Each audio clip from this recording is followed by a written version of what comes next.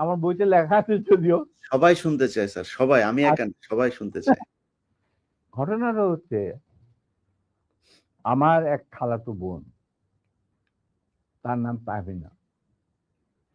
তার বিয়ে ঠিক করেছিলাম আমি আর নিম্মি কর্নেল রেজার সাথে, যে আমাদের চেয়ে জুনিয়র চাকরি।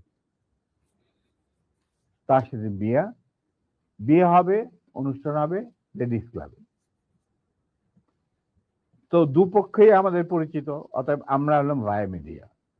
ঠিক আছে, ঠিক আছে। তখন আমরা কি করলাম, সমস্ত অ্যারেঞ্জমেন্ট আমাদের উপরে দায়িত্ব আসলো। তো কাকে রাখি আর কাকে বাদ দেই, এত মানুষের সাথে পরিচিতি।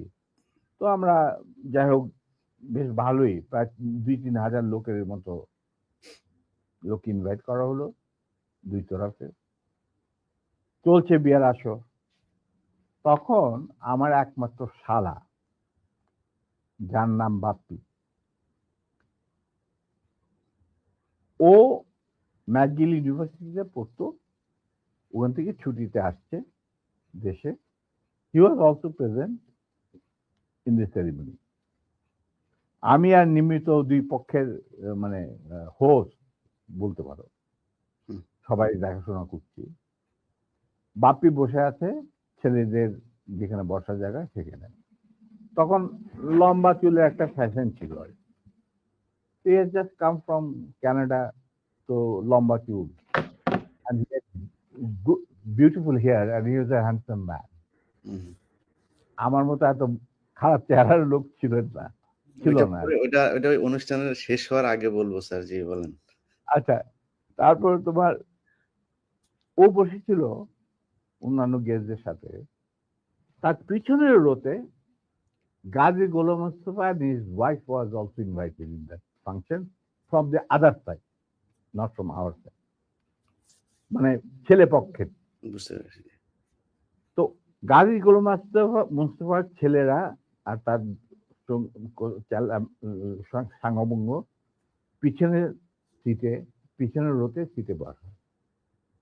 তাদের মধ্যে একটা ছেলে বাপ্পির চুল টান দিল পিছন থেকে। তো বাপ্পির পিছনে, ভদ্র মানুষ, বিদেশে থাকে, বিদেশে বড় হয়েছে, পিছিয়ে বললো, কিছু বলে নাই, সামনে আবার ওরা চুল টান দিল। দ্বিতীয়বার টান দেওয়ার পরে বাপ্পি পিছনে তাকিয়ে দেখো যে একটা ছেলে হাত সরিয়ে দিল। তখন বলে যে তুমি চুল টান দিয়েছ? বলছে হ্যাঁ। বলে কি কেন? সেটা আমরা দেখছিলাম যে এত সুন্দর চুল, এটা কি পরচুলা না আসল? আচ্ছা চিন্তা কর। সে তখন ইউনিভার্সিটিতে পড়ে, আর এই পুচকে ছেলে তখন বোধহয় স্কুলেও পড়ে না, বা স্কুলে 6-7 ক্লাস হবে। তখন বাপি বলে, বেয়াদব ছেলে, তুমি আর এখানে বসবে না, তুমি অন্য কোথাও গিয়ে বস। ওরা বেরিয়ে চলে গেল। আমরা কিন্তু কিছুই জানি না, মানে আমি আর নিমি এত ব্যস্ত, দুই পক্ষকে দেখাশোনা, খাওয়া দাওয়া চলছে। হঠাৎ দেখলাম দুটা মাইক্রোবাস, রেড ক্রসের, আর একটা গাড়ি, গাড়ি, সবুজ রঙের গাড়ি আগে, পিছনে দিয়ে মাইক্রোবাস। মাইন্ড ইউ, তখন কিন্তু আমার নিজের personal security guard with wireless মজুদ লেডিস ক্লাবে। আমি কুমিল্লা থেকে আসছি বিয়ের জন্য। তো ন্যাচারালি আমাদের গার্ড নিয়ে চলাফেরা, এটা তো আর্মির নিয়ম, এটা তুমি জানো। আসলো, থামলো, দুইটা মাইক্রোবাস থেকে প্রায় 8 জন ট্রেনগারধারী সাদা পোশাক পরা লোক নামলো, আর ফোকসো গাড়ি থেকে নামলো গাজী গোলাম মোস্তফা স্বয়ং। তার স্ত্রী কিন্তু উপস্থিত মেয়ে মহলে। উনি গাড়ি থেকে নেমেই চিৎকার করতে শুরু করলেন, মেজর ডালিম কোথায়, মেজর ডালিম কোথায়, মেজর ডালিম কোথায়? বহুতবার বাড়ছে, আর সহ্য করা যায় না। আমি অবাক হয়ে গেলাম, এরকম চিৎকার করছি কে? তখন একটা ছেলে এসে, একজন হিওয়াজে ট্যাক প্লাটুনের একটা ছেলে, কে আমার নামটা মনে নাই, এসে বললো যে ভাই আপনাকে কোট করতে এই চিৎকার করতে এই তো গাজী গোলাম মোস্তফা, তার সাথে আট 10 জন ট্রেনগারধারী লোক আছে। মাইন্ড ইউ, তখন কিন্তু army was deployed in the whole country to recover illegal arms. আর আমাদের ঢাকার হেডকোয়ার্টার ছিল রেস কোর্ট। আমরাও সেই অপারেশনে যুক্ত ছিলাম। যাই হোক, আমি বাইরে আসলাম, আসে গাড়ি গোলাম মোস্তফার সামনাসামনি বারান্দাতে। আমি মেজে দাঁড়িয়ে, আপনি আসুন, আপনার বেগম সাহেব তো আছেন ভিতরে, আপনি আসুন, বরবধূকে আপনি দোয়া করে দেন। হারামজাদা বারবার সে আর্মির আজকে আমি উচিত শিক্ষা দেব। আমি দেখলাম আমার চারদিকে ওই ট্রেনের ঠেকাইলেও প্রায় 4-5 জন মানুষ, আর 4-5 জন খালে দাঁড়িয়ে। আমরা এটা কি, আমি একজন ট্রেন মানুষ, আমার স্কট আছে ওখানে প্রায় 4-5 জন, ওয়্যারলেস আছে, I can call anyone any time, MP unit যে ইউনিট দরকার হয়। এই কি অবস্থা, একটা বিয়ে বাড়ির মধ্যে এরকম একটা হুলস্থুল কাণ্ড। আপনি দেখেন কিছুই কি ব্যাপার কি, আপনি আজকে তো উত্তেজিত করেন। আমি তো জানি না যে এর মধ্যে কি ঘটনা ঘটে। ওগুলো ওঠ, এ উঠা, মাইক্রোবাইস আমাকে ঠেলতে ঠেলতে নিয়ে যাচ্ছে মাইক্রোবাইস। আপনি ব্যাপার কি গাড়িতে, এটা একটা বিয়ে বাড়ি, একটা মেয়ের বিয়ে হচ্ছে, আর আপনি আমাকে বলছেন উঠ কি, আমার কাপড় টাপড় ধরে টানে 4 জন মিলে আমাকে উঠালো। খবর চলে গেল ভিতর অন্য মহলে, নিম্মি আর আমার শাশুড়ি, আমার খালার শাশুড়ি মানে কন্যার মা, উনি বেরিয়ে আসলেন। ওনারা আসলেন যে কি ব্যাপার, দেখে যেরকম আমাকে ঠেলাঠেলি করে উঠানো হচ্ছে মাইক্রোবাসে। আমি মাইক্রোবাসে উঠলাম, উঠে দেখি চুল্লু আর আলম নামে 2 জন মুক্তিযোদ্ধা, ক্র্যাক প্লাটুনের সদস্য, তারা ছিল আমার ছোট ভাই স্বপনের সাথে, স্বপন বীর বিক্রম।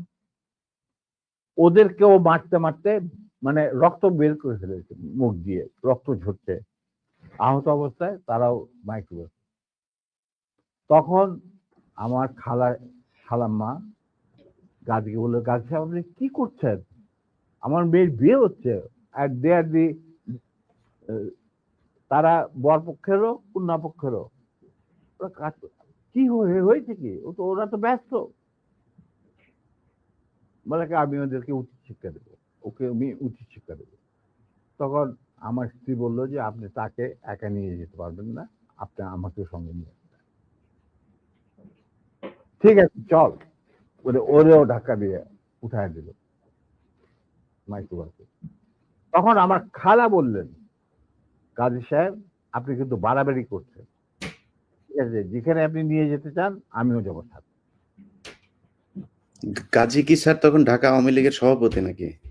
তখন সে আওয়ামী লীগের সভাপতি নয়, he was also the chairman of the Red Cross। বুঝতে পারলা? শেখ মুজিবের সবচেয়ে প্রিয় লোক সে তখন। সে ঢাকার মধ্যে মানে ঢাকা শহরে সে হলো মুজিবের সবচেয়ে বড় লাঠের সর্দার। অশিক্ষিত মূর্খ মানুষ সাধারণত রেড ক্রসের চেয়ারম্যান হয় না, কিন্তু ওকে বানানো হয় যাতে করে লুটের এই যে রিলিফের মার চুরি চামারি করতে সুবিধা। যাই হোক, সেটা অন্য ব্যাপার। তারপরে আমাদেরকে নিয়ে উনি গাড়ি ঘুরে চললেন প্রথম ফার্ম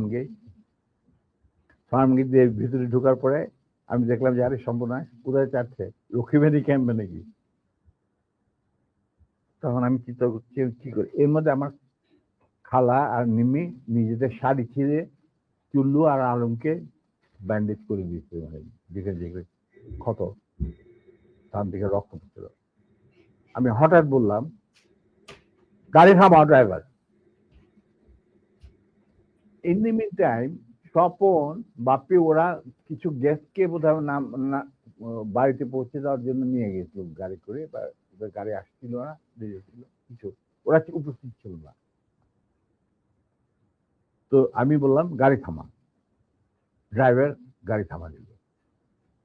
আমরা তখন আমার আমার আমার আমার গাড়িতে প্রায় 4 জন ট্রেন গানধারী লোক, তাদের একজনকে বললাম যে তুমি গিয়ে ওই সামনে যে গাড়ি, গোলাম মোস্তফা বসে আছেন, কাজী গোলাম মোস্তফা সাহেবকে বলেন নাইমা এখানে আসেন। Somehow that man with train guard, he got down and went to Gazi. গাজিও তখন স্টপ হয়ে গেছে, যে পিছনে গাড়ি স্টপ হয়ে গেছে। আসে বলছে, ওনাকে বোধহয় বলছে যে আপনাকে উনি ডাকছেন নিজের গাড়ি। গাজী গুলিস্তান দরজা খুলে আমাদের মাইক্রোবাসে আসলো। তখন আমি গাজী গোলাম মোস্তফাকে বললাম যে গাজী সাহেব, আপনি তো আমারই নিয়ে চলছেন, কোথায় নিয়ে যাচ্ছেন জানি না, কিন্তু একটা কথা মনে করে রাখেন, আপনাকে মনে করাই দিচ্ছে আপনার ভালোর জন্য, যে আপনি যে আমাদেরকে এই মাইক্রোবাসে, রেড ক্রসের মাইক্রোবাসের মধ্যে ঢুকায় নিয়ে আসছেন, এটা কিন্তু হাজার হাজার মানুষ, শয়ে শয়ে মানুষ ভাবে দেখতে উপস্থিত ছিল। অতএব আপনি কিন্তু আমাদের সাথে যাই করেন, আপনি কিন্তু পার পাবেন। এইটা শোনার পর গাজী গেল একটু ঘাবড়ায়, যে তাই তো, আমি যে উঠাই নিয়ে আসছি এটা তো সবাই দেখছে। তখন আমি বললাম যে আপনি যাই করেন, উনি যখন একটু হতভম্ব হয়ে বোধ দেখাচ্ছে, আমি বললাম যে গাজী সাহেব, আমি আপনাকে একটা পরামর্শ দিই, আপনি যাই করেন, আপনি শেখ সাহেবের কাছ থেকে আগে পারমিশনটা নিয়ে নেন, এছাড়া আপনি বাঁচতে পারবেন না। এর মধ্যে আমার ছোট ভাই স্বপন বীর বিক্রম ফেরত আসছে লেডিস ক্লাবে, বাপ্পি ফেরত আসছে। ওরা শুনলো যে এই ঘটনা ঘটছে, ওখান থেকে সোজা স্বপন চলে গেল এমপি ইউনিটে, ঢাকা ক্যান্টনমেন্টে। ওখানে গিয়ে বললো যে এরকম অবস্থা, বিয়ে বাড়ি থেকে কিডন্যাপ করে। এই বিয়েতে কিন্তু জিয়া রহমান উপস্থিত ছিল, শফিলিও উপস্থিত ছিল, খালেদ মোশাররফ, মানে সবাই উপস্থিত ছিল। আচ্ছা, তো ওনারা তখন চলে গেছেন। সেদিন কি একটা কি ছবি দেখানোর কথা ছিল, সত্যজিৎ রায়ের কি যদি মহানগর না কি একটা ছবি, তো ওটা দেখার জন্য সবাই চলে গেছে আগে তাড়াতাড়ি খাওয়া দাওয়া করে। তখন এই খবরটা পাওয়ার পরে the CEO of the MP unit এই খবরটা ব্রিগেড মেস, ইউনিট মেস সবখানে এটা সে জানাই দিল। ইয়াং অফিসাররা লুঙ্গি গেঞ্জি পায়জামা যে যা পরা ছিল সবাই ঢাকা শহরে বের হয়ে আসে। তারা খুঁজতে লাগলো যে আমাদের অ্যাবডাক্টেড অফিসার তার ওয়াইফ কোথায়। আর একদল সোলজার এমপির পাঠানো হলো, যারা ওই অবৈধ অস্ত্র কালেকশনে ডিপ্লয় ছিল, গাজীর বাড়িতে যাদের পাইছে সবাই বন্দুকেরা নিয়ে আসছে রেস্ট মজা। আমি কিন্তু এগুলো কিছু জানি না। গাজী তখন আমার কথা শোনার পর ও ওদের কিছু চিন্তা করলো, চিন্তা করার পরে দেখলাম যে উনি লক্ষ্মীবেনের দিকে না গিয়ে 32 নম্বরের দিকে যাচ্ছে, কলাবাগানের। আমি বললাম যে আলহামদুলিল্লাহ। তখন 32 নম্বরে গার্ড রেজিমেন্ট ছিল, ফার্স্ট ফিল্ড রেজিমেন্ট, যেটা আমার হাতে গড়া। তারা গার্ড দিচ্ছিল প্রাইম মিনিস্টারের বাড়ি, আমার জানা আছে। তো গাড়ি চললো, আমরা পিছিয়ে পিছিয়ে চললাম।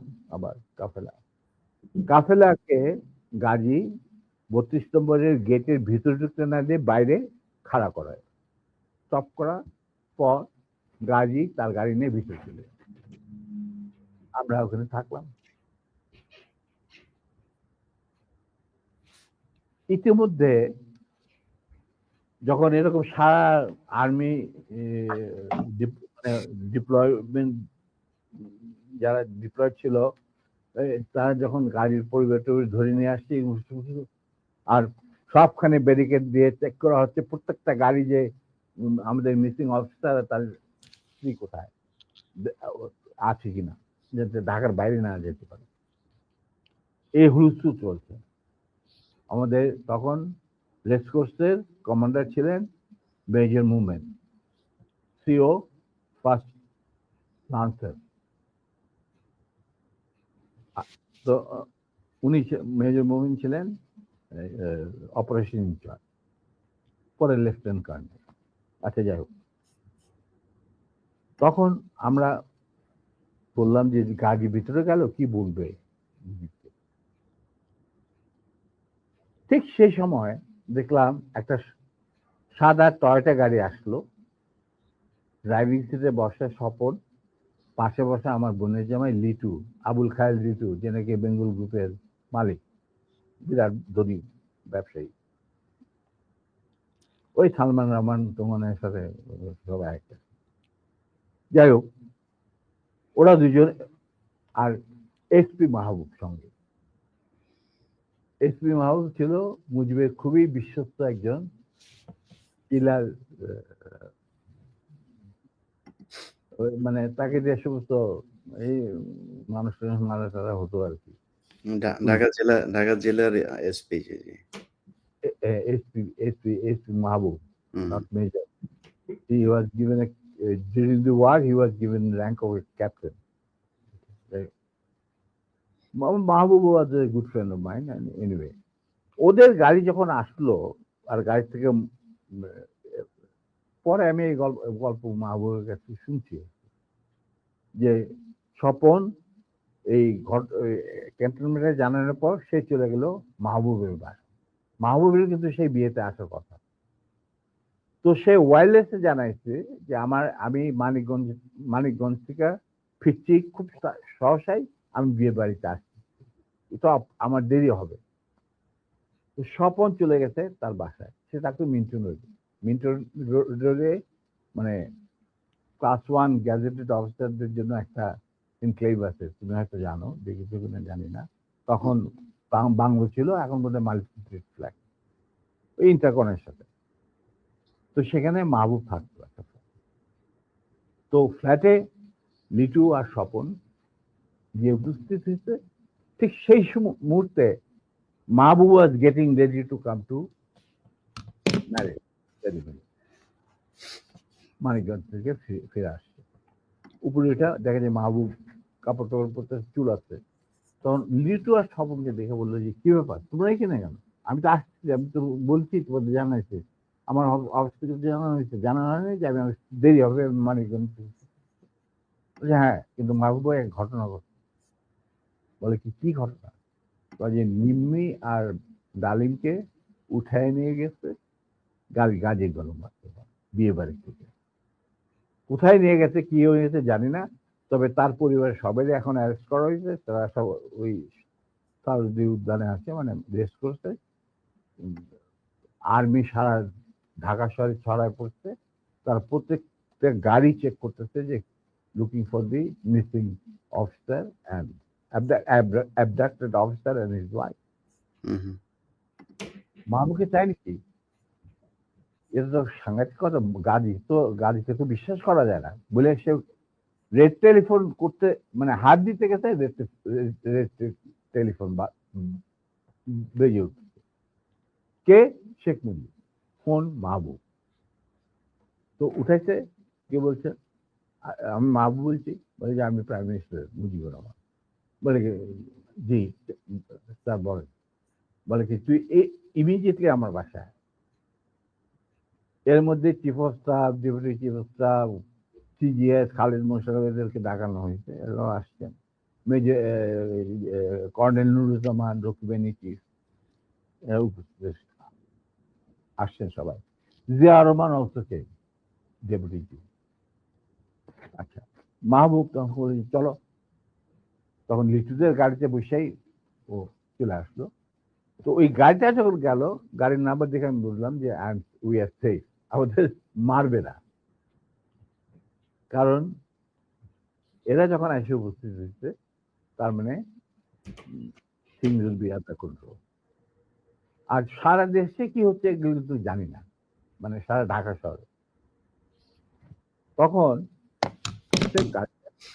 গেটের সামনে থামলো, ওটা থেকে মাহবুব নামলো, স্বপনের লিটু গাড়ি নিয়ে দূরে গিয়ে সামনে ব্রিজের কাছে থামলো, গাছের ছায়া নিচ্ছে। আমরা যে মাইক্রো বাসে আসছি ওটা কিন্তু ওরা জানে না। মাহবুব চলে গেল ভিতরে। ইন দি মিনটা আমি চিন্তা করছি যে আমি কি করব, কি করা কি। আমার ফার্স্ট ফিল্ডের রেজিমেন্টের লোকেরা মুজিবের গার্ড রেজিমেন্ট হিসেবে তখন নিয়োজিত। আমি যদি একটা আওয়াজ দেই তখন তো তারা সমস্ত ব্যারেল ঘুরাই দেবে, কিন্তু এর মধ্যে একটা ক্রস ফায়ারের সিচুয়েশনে কে মরবে কে বাঁচবে এটাও তো একটা সমস্যা। এটা বোধহয় ঠিক হবে না। যেহেতু মাহবুব ভিতরে গেছে, লেটস সি হোয়াট হ্যাপেন। কিছুক্ষণের মধ্যেই মাহবুব, আমি দেখলাম যে মাহবুব না, শেখ কামাল, রেহানা, তারপরে শেখ জামাল, বেগম মুজিব নিচে গেটের বাইরে এসে আমাদেরকে খালাম্মা টালাম্মা চলার অসুবিধা, মানে রক্তাক্ত চুল্লু ওদের দেখে তো ওরা ঘাবড়ায় গেছে। তারপরে নিম্মির অবস্থা তো ভিতর নিয়ে আমাদের ভিতর নিয়ে গেল। তখন ভিতর নজর পড়ে দেখলাম সিটিং রুমে প্রথম আমাকে ডাকলেন মুজিবুর রহমান আর আমার নিম্মিকে।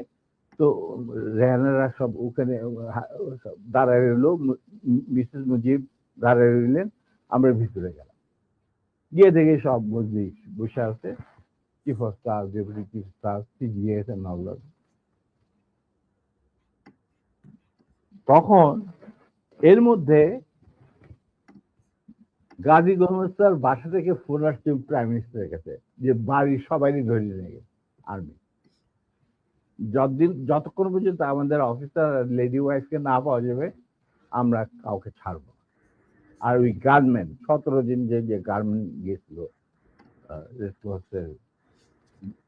মাইক্রোবাসে, এই খবর শুনা গাজীরও মুখ শুকায় গেছে, মুজিবুর রহমানেরও মুখ শুকায় গেছে, যার জন্য এই সবাইকে ডেকে নিয়ে আসছে, জিয়া রহমান, শফিউল্লাহ, খালিদ মোশাররফ।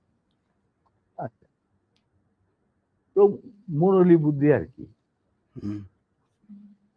আমরা ঢুকতেই নিম্মিকে জড়ায় ধরলেন মুজিবুর রহমান, মা তুই কাঁদিস না, তুই কাঁদিস না, আমি এটার বিচার করবো। এই হারামজাদা গাজী, তুই করছিস কি?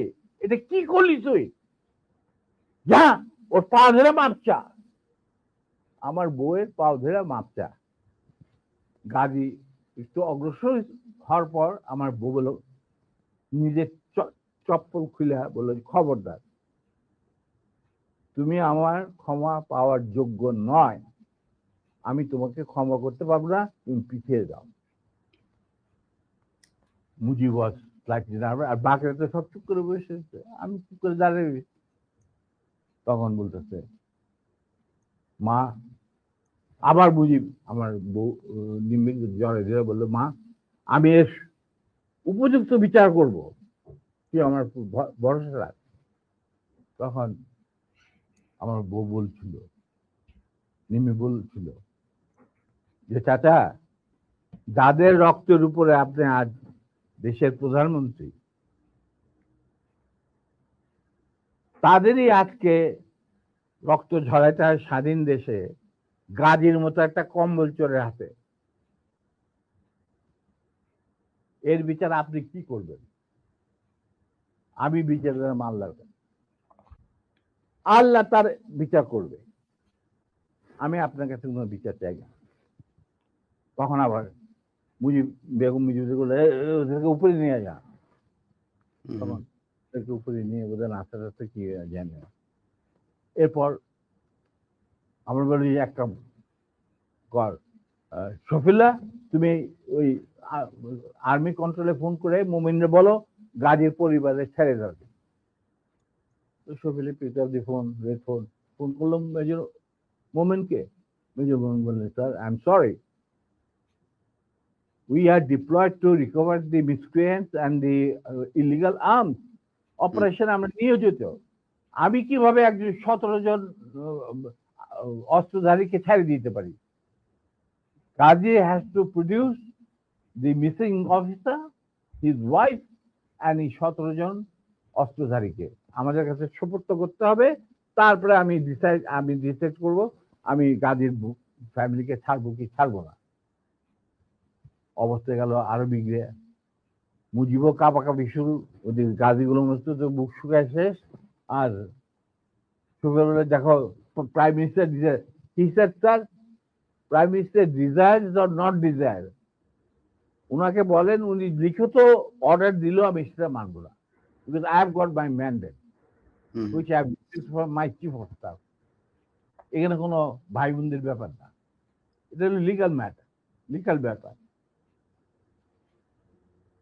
তখন সকালবেলা তবু দেখো মোমেন্ট, তুমি যদি একটুখানি তখন sir please don't, I have got my moral ethics, I am promise bound, touching the Quran when I got commissioned, আমি এটা আপনার এই কোন রকম আকুতি মিনতি আমি শুনবো না, that is beyond my dignity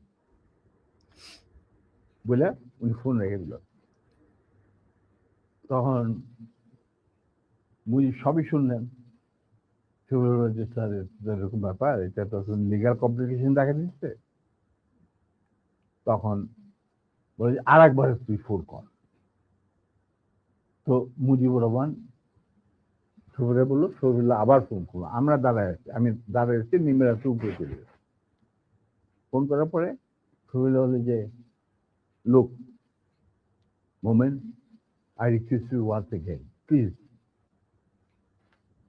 তখন মুজিবুর রহমানকে দে আমারে দে, উনি ফোন নিয়ে বললেন মেজর মোমেন্টকে যে আমি মুজিব বলছি। He said, sir, I have no time, I am running a big operation and I am the commander. I am sending one of my officers to your residence. He will explain whatever I have got to say. So he dropped the phone.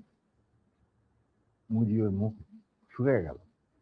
এখানে যারা বসা জিয়া রহমান আর খালেদ মোশাররফ, নুরুজ্জামান, এরা সব করে বসে সফিল্লাহ কি করা যাবে। Within 5 minutes Captain Shahid arrived. He was from cavalry and he was a friend of mine during the student days. আমরা একসাথে কন্টেম্পোরারি ইউনিভার্সিটিতে ছিলাম আর কি। ও হলো তোমার কি বলে এটা লালবাগের ছেলে, আমরা ছিলাম মালিবাগ। যাই হোক, সরি, ও আমরা দোস্ত মানে বন্ধু। তো captain he was a repatriated officer anyway. তো শহীদ আসছে, আসার পরে তখন মুজিবুর রহমানের এবং আদালতের সামনে শহীদ বলেছে, sir I have been ordered to come and convey the message loud and clear to you that it is a legal matter. Ghazi has violated the Prime Minister's order on which army has been deployed over the whole country, and he had abducted an officer in uniform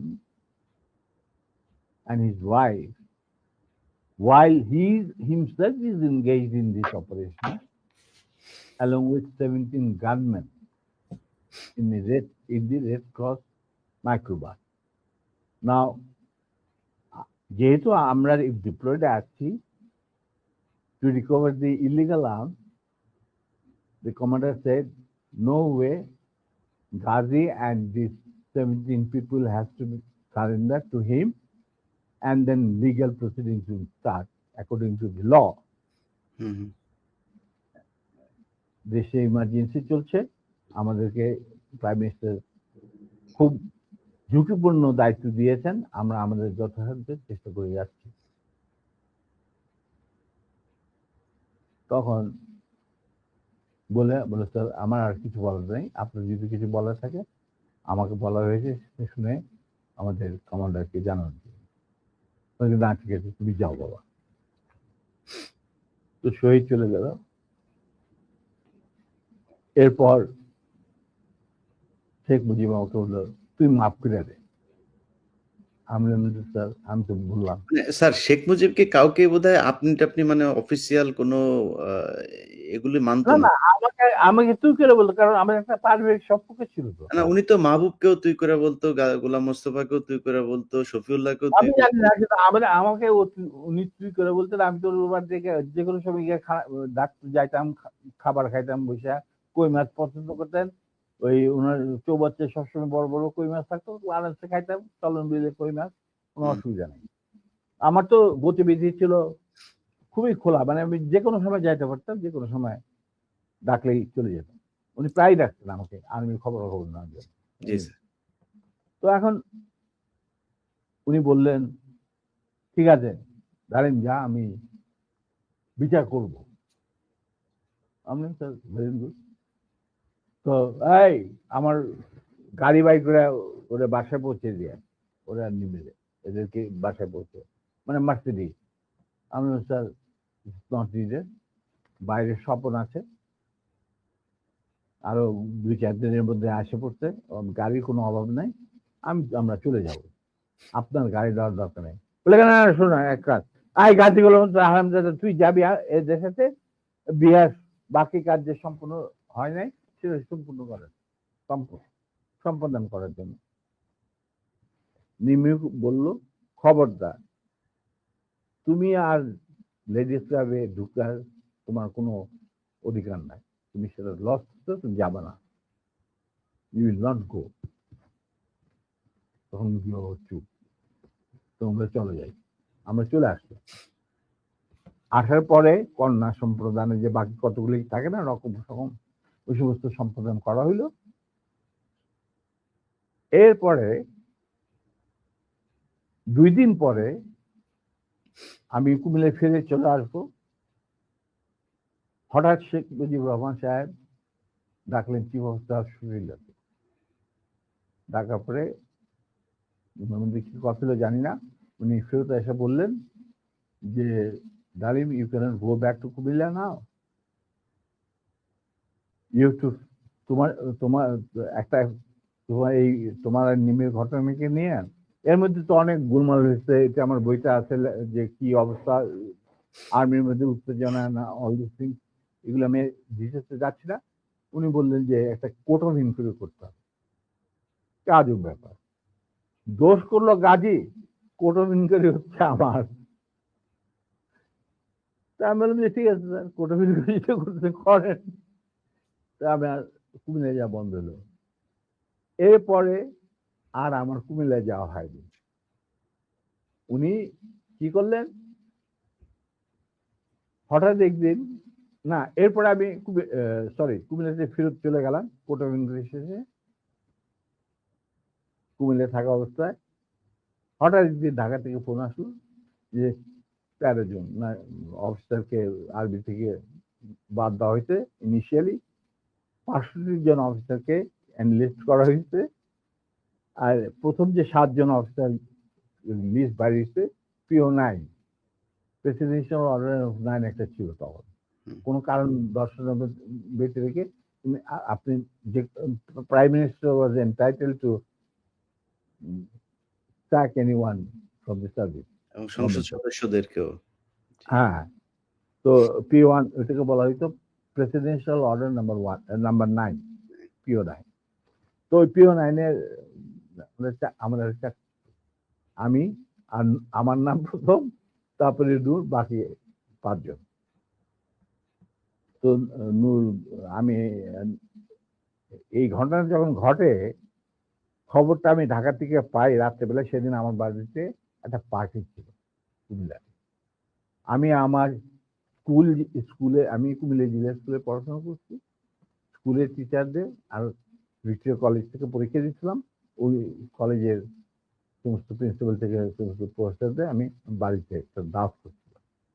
তো party চলছিল, তখন হঠাৎ নূর আমাকে phone করে ঢাকা থেকে জানাইলো, হি ওয়াজ দেন ADC two Zia Rahman, যে sir আমাদেরকে তো স্যাক করা হয়েছে পিও 9 এর আন্ডারে। খবরটা আসছে ব্রিগেড কমান্ডার নাজিমুল হুদার কাছে। তো নাজিমুল হুদা আমাকে খুব ভালোবাসতেন। যুদ্ধের সময় আমরা একসাথে ছিলাম, কয়েকটা অপারেশনও করছি আমি ওনার সেক্টরে থেকে। হি ওয়াজ এ ফাইন ম্যান। উনি আগরতলা ষড়যন্ত্র কেসের মধ্যে একজন আসামি ছিলেন। যাই হোক, টু কাট ইট শর্ট, উনি এই ব্যাপারটাকে মাইনে নিতে পারেন। এর পরের দিন উনি আমাকে নিয়ে বললেন যে আমি যাচ্ছি ঢাকায়। ঢাকায় যে আসলাম, সন্ধ্যার সময় গেলাম শেখ মুজিবের বাড়িতে। He also had an easy access to Sheikh মুজিবের house. গিয়া শেখ মুজিবকে একটা রেজিগনেশন লেটার দিয়ে বলো, sir this is a resignation I am serving, I am submitting, এটার official copy will come due process to due process. Mujibur Rahman was several class. এতে কি রাজু, তুই কেন?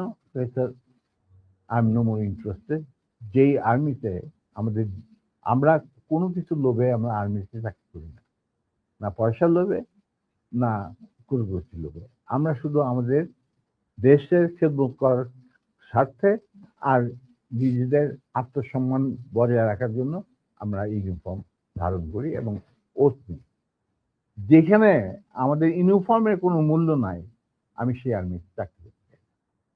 যদি আপনি আমার অনেক কাছের লোক, তবে আপনার প্রতি আমাদের শ্রদ্ধা থাকবে। এদের যদি আপনি চাকরি থেকে বাদ দেন, আমি সেই জায়গায় চাকরি করতে না। You become very emotional. তোরা খালি তোদের দিক দেখো, আমার দিকটা কেউ দেখে না। তখন উনি বলেন যে স্যার আপনার দিক দেখা আপনি যথেষ্ট, আর অনেক লোক আছে, but this is my final decision. তো আমরা বেরিয়ে আসছিলাম সালাম জানায়, তখন মুজিব আমাকে বললো যে ডালিম তুই একটু থাম, হুদা তুই একটু বাড়ি যা। হুদা বাড়ি গেল। আমার বললো যে তুই আর নূর আমার সাথে রাখছি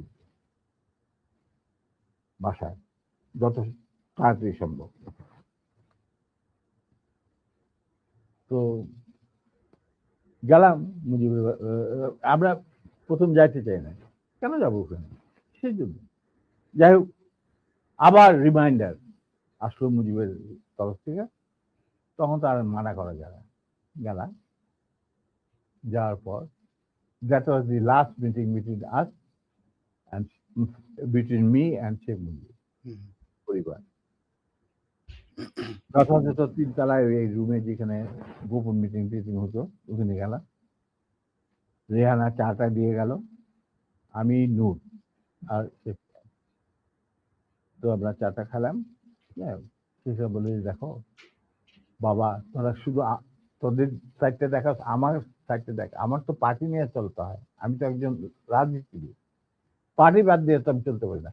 আমি স্যার, আমরা তো কোনো রাজনীতি ইনভলভ না, পার্টি কেন করে চালিত হয়, কিভাবে চলবে, সেটা এই সমস্ত ব্যাপারে আমাদের কোনো জ্ঞানই নেই। আপনার জ্ঞান আছে, আপনার জ্ঞান আপনার কাছে রাখেন, আমাদের কেন এই সমস্ত বলতে? বলে কি না না, তোরা তো আমার এই ডিসিশনে পার্টি চাপে আমাকে, আমি এই সিদ্ধান্ত নিতে হচ্ছে। হ্যাঁ স্যার, আপনি ভালোই সিদ্ধান্ত নিচ্ছেন, 65 জন অফিসারকে চাকরি বার করে দিলে কি অসুবিধা হবে, আর্মিতে তো হাজার হাজার অফিসার আছে। উনি বললো যে না না শোন, তোরা কি, তোদের জন্য আমি কি করতে পারি, তোরা যদি বিদেশে চাকরি করতে চাস আমি তোদেরকে বিভিন্ন মিশনে পাঠাতে পারি, যেখানে যাদের ইচ্ছা। তোরা যদি ব্যবসা করতে চাস তাহলে শেখ নাসেরের পার্টনার হয়ে ব্যবসা কর, মানে তার ছোট ভাইয়ের সাথে পার্টনার হয়ে ব্যবসা কর। আমরা বললাম যে, আমি বললাম চাচা আপনি আমরা শ্রদ্ধা করি, এখনো শ্রদ্ধা করি, আপনি ভালো মনে করছেন, আপনি আমাদের চাকরি চ্যুত করছেন, আল্লাহ আল্লাহ খায় আল্লাহ, খাওয়া পড়ার জন্য আপনার ভাইয়ের সাথে মিলে ব্যবসা করতে হবে না আমাদের, আমরা ওইরকম পরিবার থেকে আসি নাই দুজনেই, এটা আল্লাহ চালাই নিবে, মালিক আল্লাহ, রিজিকের মালিক আল্লাহ। আর দ্বিতীয় কথা, বিদেশে চাকরি নেওয়া সেটাও সম্ভব না। আপনি সরকারের আন্ডারে আমরা আর চাকরি করতে পারবো না, হুম, কোনো ব্যাপারে। যদি পারেন ইউনিফর্ম ফিরে দেন, তাহলে আবার আমরা চাকরি দেবো, তাহলে দরকার নেই কিছু। কিন্তু যারাকে একটা কথা বলে দিচ্ছি, এই যে আপনার পার্টি করতেছেন না, যারা আপনার কানে মধু ডালে সবসময়, যে বাংলাদেশ মানে মুজিবুর রহমান, বাংলাদেশের জনগণ মুজিবকে ভালোবাসে, মুজিব তাদেরকে ভালোবাসেন। আবার একই সাথে আপনি দেখেন যে টিকা গণভবনের দেওয়ালে যে আহ, মুজিব বলে কম্বল তোরা গাদি, এতগুলি কম্বল এলো, আমার কম্বলটা কই, সেটাও বাংলিশ করে বাইরে পাঠাই হারামজাদা। তো এদের নিয়ে আপনি রাজনীতি করতেছেন, করেন। আবার টিকা দেখা যায় মুজিবের মাথায় গোবর, বুদ্ধি বলে কিছু নাই। আপনি আবার তোফাইলি জিগান এই কথা জানলো কিভাবে জনগণ, তখন আবার তোফাইল কাজ এগুলি মুছে জানলি মুছে জলদি চাচা, এই যে টাটার দল আপনাদের ঘিরে রাখছে, আপনি জানেন না, আপনি আজকে 71-এর আগে যে মুজিব আপনি ছিলেন, সেই মুজিব আজকে আপনি না। আপনাকে জনগণ কতটা যে ঘৃণা করে, আপনি যে জনগণ থেকে কত দূরে চলে গেছেন, আমরা মাঠে ময়দানে কাজ করি, আমরা জানি। দিন একদিন আসবে তারা,